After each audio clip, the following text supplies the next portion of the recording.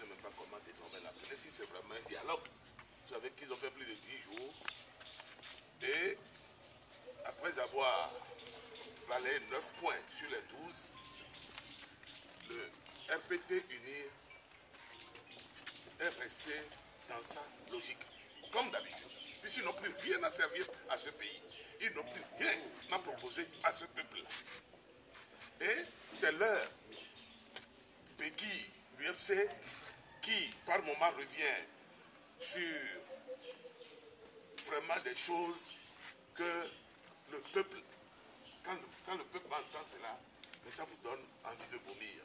Parce que on dit limitation de mandat à 2 tours. Les gens veulent nous amener dans une logique où il faut aller prendre une disposition transitoire. Écoutez bien, nous pesons bien au mot. C'est ce qui se passe dans la salle que nous répercutons au peuple. Les gens veulent nous amener à prendre une disposition transitoire qui consiste à dire que, oui, pour la limitation des mandats à 2 tours, mais cela ne va pas concerner le mandat en cours. Mais, non. Nos représentants dans cette salle ne sont pas allés pour fabriquer des lois personnelles.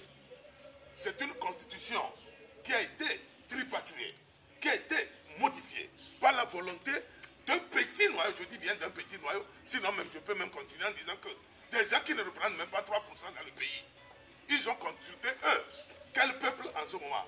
Si ça avait fait, cette constitution de 92 avait fait l'objet d'un référendum, le problème ne se poserait pas aujourd'hui. Ils doivent le savoir. Ils doivent le savoir.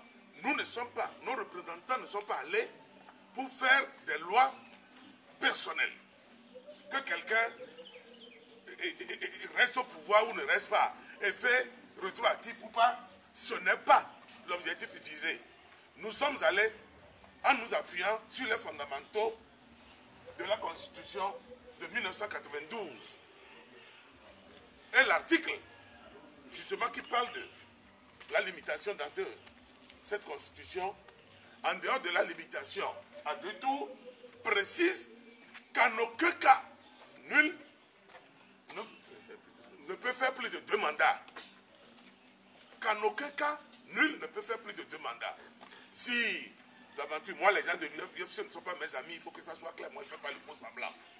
Si, d'aventure, il y avait quelque chose de positif à proposer par ces gens-là, c'était de dire, de consigner, n'est-ce pas, cette dernière clause-là, dans la disposition finale, qui interdit désormais de toucher encore à ce genre d'article. Ça veut dire que nul ne peut non plus modifier une bande de 5 copains, ne peut plus s'asseoir et toucher à certaines dispositions de notre Constitution. Voilà. Si moi j'étais à leur place, voilà ce que j'allais proposer. Donc, et puis, au bout de 9 jours, les gens font du dilatoire et ils disent qu'il y a accord, il y a des accords. Sur un seul mot, exclusivement. Mais ça, c'est de foutre de la gueule des Togolais. C'est en cela que nous demandons à tout le peuple togolais de se lever. Le samedi 31, ils viennent.